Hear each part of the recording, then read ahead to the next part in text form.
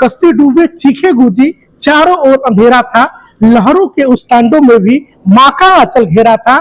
सांसें छूटी, धड़कन रुकी, पर प्रेम कहाँ हो पाया। कल की गहरी गर्त में भी माँ ने बच्चे को सीने से लगाया, माँ ने बच्चे को सीने से लगाया। मत मारो तुम कोख में से, इसे सुंदर जग में आने दो। छोड़ो तुम अपनी सोच पुरानी, इस माँ को खुशी मनाने दो। बेटी के आने से तुम घी के दिए जलाओ, आज ये संदेशा पूरे जग में फैलाओ।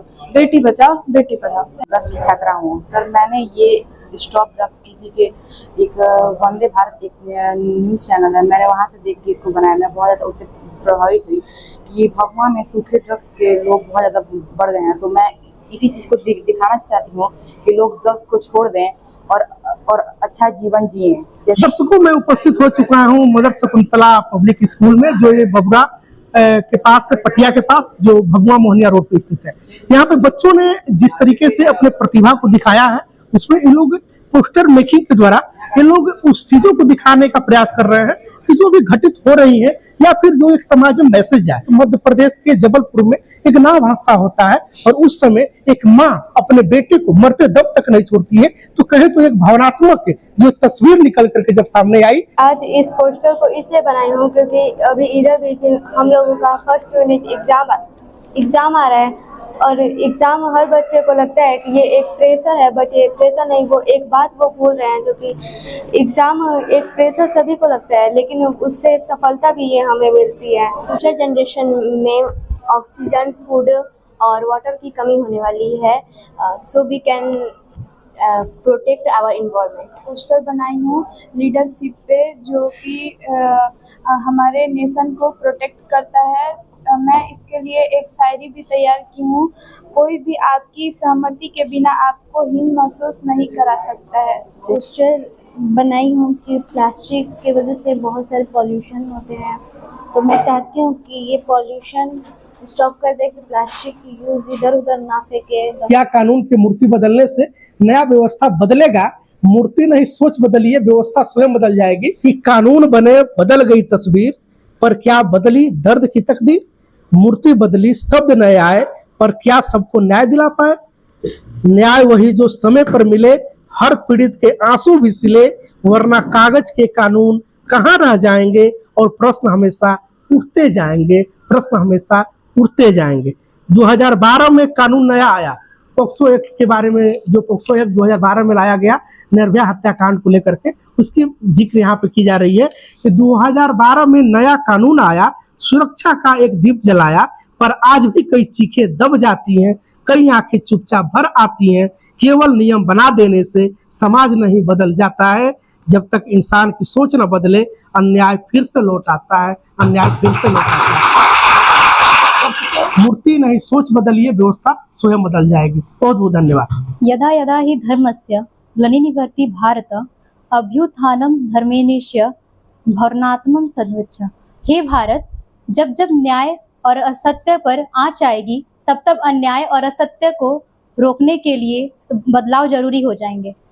With this Sanskrit slok, I Sanjana Singh, student of standard 10, standing in front of you, and I am wishing a very pleasant morning to respected principal sir, chairperson ma'am, teachers, guests, judges, and all my dear friends.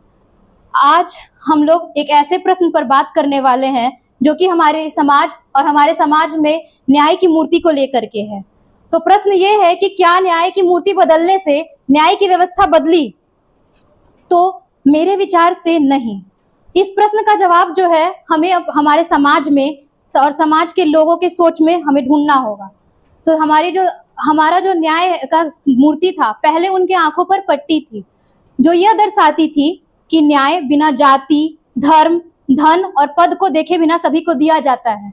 लेकिन लोग इस पट्टी का अर्थ यह समझते थे कि यह कानून की देवी हमारी अंधी है, इसीलिए इस पट्टी को अब हटा दिया गया है। पहले हमारे न्याय की देवी की मूर्ति के हाथों में तराजू होता था, जो कि इस बात का सबूत था कि दोनों पक्षों को समान तरह से नापा जाएगा। लेकिन अब उनकी मूर्ति बदल दी गई है। अब उनके हाथों में तलवार और संविधान है, जिसका मतलब यह है कि अब न्याय की देवी तलवार से सारे दोषियों का संहार करेंगी और संविधान के सारे मूल उद्देश्यों का पालन करेंगी। तो अब एक प्रश्न ये भी उठता है कि क्या सारे रूल और रेगुलेशन को बनाए रखना केवल सरकार की जिम्मेदारी है? क्या नागरिकों की इसमें कोई जिम्मेदारी नहीं है? तो जी नहीं, ऐसा बिल्कुल नहीं है। जितना कि हमारे सरकार की जिम्मेदारी है उतना ही हमारे नागरिकों की जिम्मेदारी है। अगर सरकार कोई भी कानून बना दे लेकिन अगर नागरिक ही उसका पालन न करे तो समाज में अव्यवस्था आ सकती है। तो इसीलिए मैं कहती हूँ कि नागरिक और सरकार जब दोनों एक साथ मिलकर काम करेंगे तभी हमारा देश विकसित हो पाएगा, तभी हमारे देश को एक अच्छा पोजीशन मिल पाएगा। स्कूल में प्रत्येक साल कंपटीशन अलग अलग प्रकार के होते हैं जिसमें से हम राइटिंग कंपटीशन चूज किए हैं। हिंदी में सपनों का भारत और इंग्लिश में बैलेंस डाइट हम चूज किए हैं। As you can see, we are writing competition because our school conduct a writing competition. एक हमारे देश में कांड होता है जिसका नाम दिया जाता है निर्भया कांड। उसको लेकर के 2012 में एक एक्ट बनता है, 2012 पोस्को एक्ट। उसको लेकर के काफ़ी चर्चाएं भी रही और वो जो केस था वो काफ़ी सुर्खियों में भी था और लोग इस कांड को काफ़ी सहम भी गए थे और इसको लेकर के सरकार को एक्ट बनाना पड़ा जिसका नाम 2012 पोक्सो एक्ट रखा गया। अब हम बात करेंगे कि इन बच्चों के सामने इस बात को क्यों रख रहे हैं, क्योंकि बच्चे तैयारी किए हैं पोस्को एक्ट के बारे में और ये पॉजिटिव बात ये है कि यहाँ पे जो बच्चे हैं वो दो पार्ट में हैं। उसको एक जब बना तो उसकी एक पॉजिटिविटी भी निकली और उसकी एक नेगेटिविटी भी है। 2012 में पोस्को एक्ट आया निर्भया कांड के लिए रिलेटेड। उसके बाद जो हमारे कॉन्स्टिट्यूशन है यहाँ पे पोस्को एक्ट लाए जिससे जो बच्चे हैं 18 साल के उम्र के नीचे के बच्चे इसको बचाया जा सके, इनको sexual assault, sexual harassment, pornography, rape जैसे केसेस से इनको बचाया जा सके। जैसे हमारे भारत के राजधानी न्यू दिल्ली में सबसे ज़्यादा अभी तक पोस्को के केसेस आए हैं। उसमें से 53% केसेस जो पोस्को के हैं वो 16 से 17 साल के बच्चे के टीनेजर्स लव के केसेस हैं। जो लड़कियां कहीं जाने में हिचकिचाती थी आज वो बिना बेधड़क कहीं भी जा सकती हैं। पहले वो डरती थी कि उनके संग कुछ भी हो सकता है, लेकिन अब इस पोस्को एक्ट के कारण वो बिल्कुल नहीं सोचती हैं और अपना आराम से जीवन जी रही हैं। ये पोस्को एक्ट हमारे जीवन के लिए एक वरदान की तरह है। पोस्को एक्ट आज के समय में एक हथियार की तरह यूज किया जा रहा है। जैसे POCSO act generally minor category के स्टूडेंट और बच्चों के लिए होता है और कभी कभी हम देखते हैं कि टीनेजर रिलेशनशिप जो 18 साल के नीचे के बच्चों पे लगता है, जो लगता है वो एक क्रिमिनल केसेस बच जाता है, जबकि वो उनका फ्रेंडशिप रहता है। तो मैं कहना चाहता हूँ कि पोस्को एक्ट आज के दौर में एक हथियार की तरह यूज किया जा रहा है। जैसा कि पोस्को एक्ट बहुत ही डिले होता है, इसमें इन्वेस्टिगेशन और ट्रायल देर होने पे लोगों को ट्रस्ट कम हो जाता है पोस्को एक्ट पे। और ये POCSO act hard punishment from 2019 में जब इसका इम्प्लीमेंट हुआ तो ये हार्ड पनिशमेंट हो गया। बच्चों की रखवाली के लिए बनाए। हाँ, मैं मानती हूँ कि बच्चों की रखवाली ज़रूरी है। मैं इस कानून के खिलाफ नहीं हूँ, पर मैं एक नियम के खिलाफ हूँ जो मासूम बच्चों की जो निर्दोष हैं उनकी ज़िंदगी बर्बाद कर रहा है। काफ़ी सारे ऐसे पेरेंट्स हैं जो कि इसको यूज़ कर रहे हैं रिवेंज लेने के लिए। उनको अपने बच्चे का रिलेशनशिप नहीं अच्छा लग रहा है तो वो इसको एज अ रिवेंज यूज़ कर रहे हैं और ये चीज़ गलत है क्योंकि इसका मिसयूज़ नहीं होना चाहिए। और आप ही बताइए, अगर इसका मिसयूज़ हो रहा है तो क्या आपको लगता है कि ये एक्ट सही है? इसमें क्या बदलाव होने चाहिए?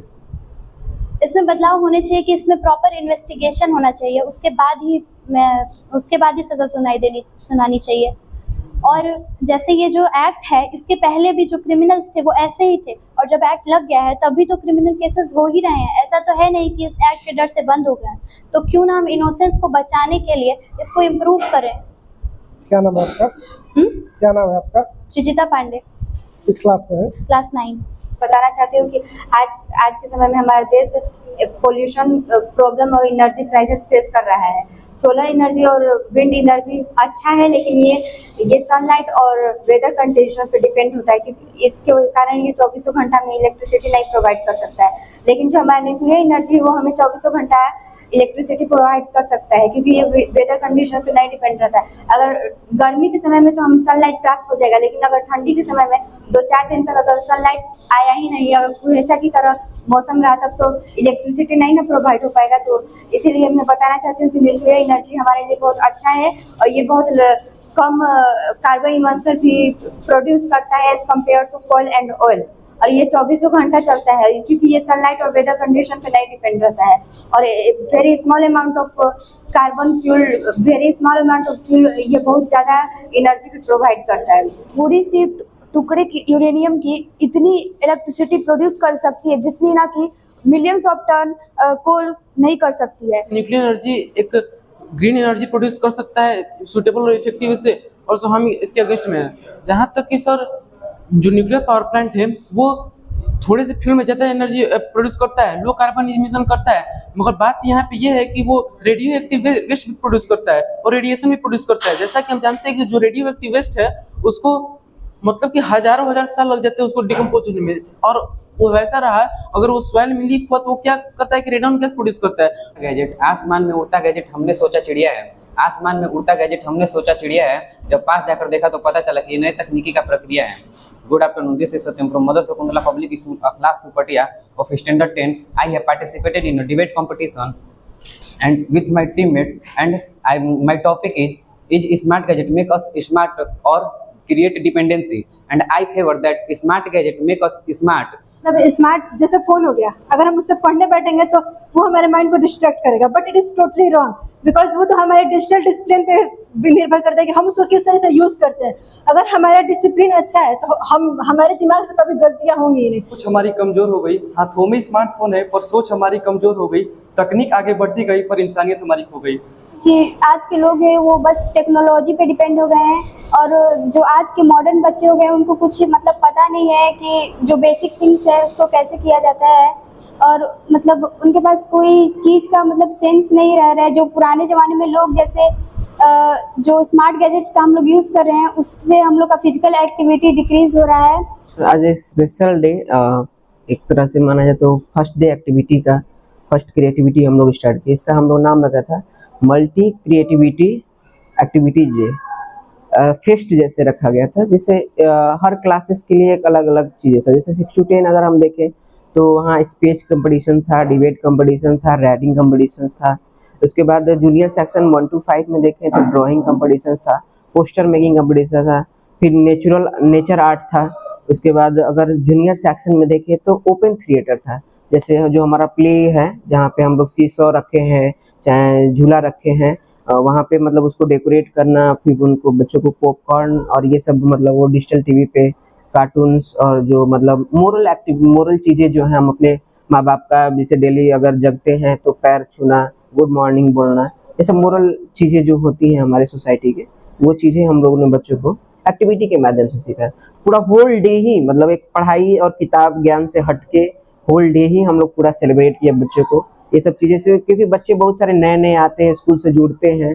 तो क्या जैसे मान लीजिए गार्जियन का एक्सपेक्टेशन होता है कि नया मंथ में क्या क्या चीज़ें हमारे बच्चों को सिखाया गया, क्या दूसरे स्कूल से हमको अलग यहाँ स्कूल दे रहा है चीज़ों को, तो उस चीज़ को हम इन्हांस करने के लिए ये चीज़ें रखते हैं।